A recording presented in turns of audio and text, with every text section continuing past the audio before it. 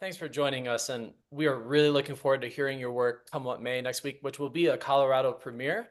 So I just want to ask you a few questions about that. What inspired the piece? Is there a story or a message behind the work? Sure. I'm excited to perform it again as well.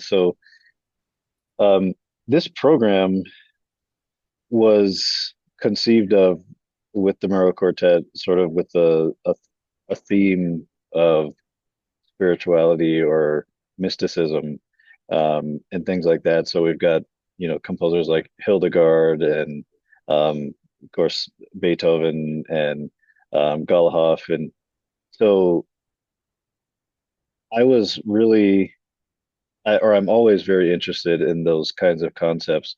But specifically with this one, we were trying to explore the concept of timelessness, like what makes something timeless. And I really wanted to explore that in my piece. And I think what I ended up figuring out through the process is that there's no way to measure timelessness.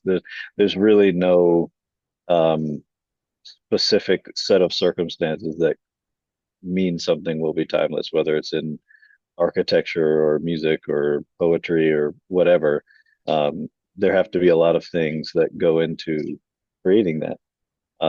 So, in a sort of uh, uh, departure from that idea, I was thinking, well, I want to then engage with whatever this divine source is that gives us creativity, and just ask, for a sort of natural channel, with them. And so, come what may is simultaneously a plea and a sort of affirmation of fortitude. Like, we can do this kind of thing. And there is some in language in the piece that I think goes back and forth between these two positions of being sort of vulnerable and open, singing melodies, but then also things that are a little more muscular and sort of mid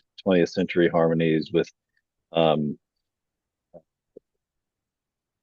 like planing ninth chords, things like that you might hear in the music of like Copland or these kinds of things. So that's how the conception of the piece came about, and it's it of course evolved from there, but that was the impetus. That's really interesting. I'm wondering for you as a composer, how do you capture the concept of timelessness musically? Yeah, well, that's what I realized I couldn't do.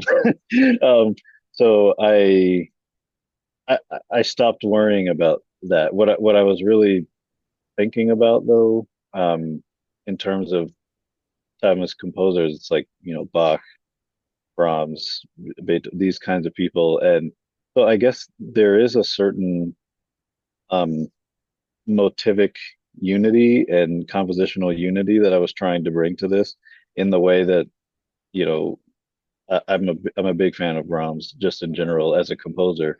I don't get to play his music a lot, but um, I really wanted the piece to have that sense of its own universe, Hmm. um, sort of like Brahms does, where there's this melody happening that might have these ideas, but that is also the underlying structure of the piece as well. And so I was messing around with techniques of that sort. So the piece starts with a sort of declaration of that theme just by saxophone alone, and then you see how that morphs and takes its own journey throughout the piece. So the instrumentation, saxophone and string quartet, it's not an ensemble you will see on every like chamber concert. So what was the process writing for this ensemble? Hmm. Yeah, so this is actually my third piece for saxophone and string quartet. Though my first and second are for different saxophones. So the my first one's for alto string quartet, and the second one is for soprano. and string quartet. So this one's for tenor. And each one of the things I love about the saxophone is that each one offers a wildly different set of, tonal possibilities. So writing for soprano and string quartet is honestly nothing like writing for tenor. Huh. Um, in that, um, in this range, the tenor range, it's possible to really blend a little bit better with strings.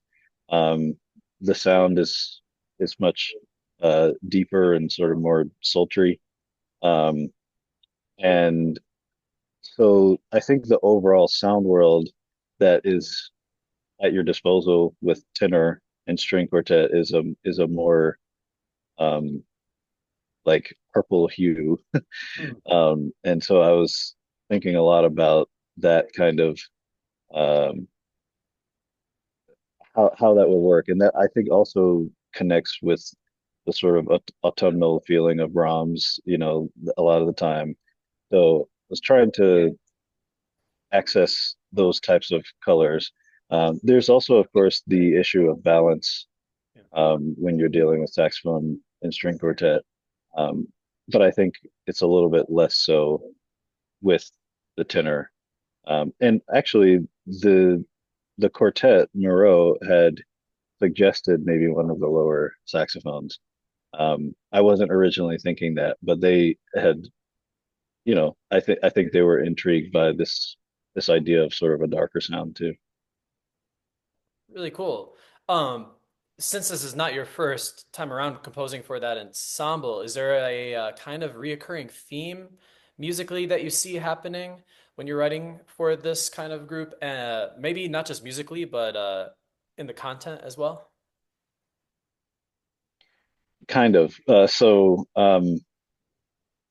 musically, all three of these pieces are extremely different, but I would say that in general, I've realized now that as a composer, pretty much everything that I do is a sort of um, spiritual inquiry in some way.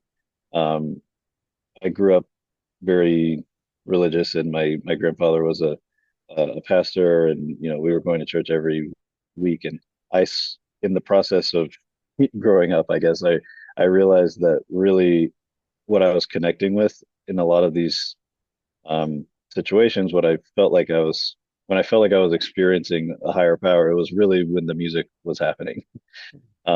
And that was that I think is something that I'm almost always exploring Hmm. um, as a composer is how do we engage with whatever higher power is there. Um, and so each one of my quintets does something with that. The first one is called Prize, Size, and Dreams, and it's essentially a meditation. Like it's supposed to start in the dark, and it's supposed to mimic sort of the untrained meditative mind, and going on a journey to acceptance. The second one is a sort of memorial piece for the first violinist of the St. Lawrence String Quartet. And so it's sort of a reflection on his life and celebrating a lot of his characteristics. And then this one being a little bit more about um, trying to not force something, but allow something to come through naturally. And so that theme that I was telling you about at the beginning of the piece is something that like I went into a meditation, and that was what the first thing that I played when I came out of it. And to me, that's an intention of connecting with something outside of myself. Really interesting. I was wondering too what you would want the audience to take away from Mhm. just hearing Come What May. What should we like? How should we approach this performance as listeners? Yeah, I always like to invite audiences to just be really active listeners and participants, really, like in the performance, to try to go along the journey with us. But I'm almost imagining creating their own story in their head or their own. sort of exploration or reflection on something. So, when they hear that opening theme, who is it? What type of landscape does it bring up for them? And then they can imagine what type of journey ensues after that. But I intentionally didn't want this piece to be one where there is a story that I'm telling them they should, like this is what happens, and then this other thing happened, and then that happened. Um, I think a lot of times in music now, we're maybe over prescribing what the audience should feel. And I really love that aspect of older music where it's supposed to be sort of up to interpretation. Um, so I'd just encourage them to be active listeners and to know that whatever is coming up for them is the right thing. So in a way, you're making us use our own imagination. Exactly. Yeah. Yeah. And Uh, it's also come what may can also be an inquiry for them too. Like what do I experience with this? And not trying to say, I wonder if he meant this or I wonder if he meant that, but like how does this land for me? Like whatever is coming in is okay. And that approach reminds me of Brahms, who Mm. rarely had any kind of explicit title, like extra musical association in his titles, is intermezzo, uh, Yeah, right. waltz, right? So, Yeah, well, Stephen, thank you for your time. We are really looking forward to hearing your piece, your performance with Miró next Wednesday night. Yeah, appreciate it, and we'll see you next week. absolutely. Yeah.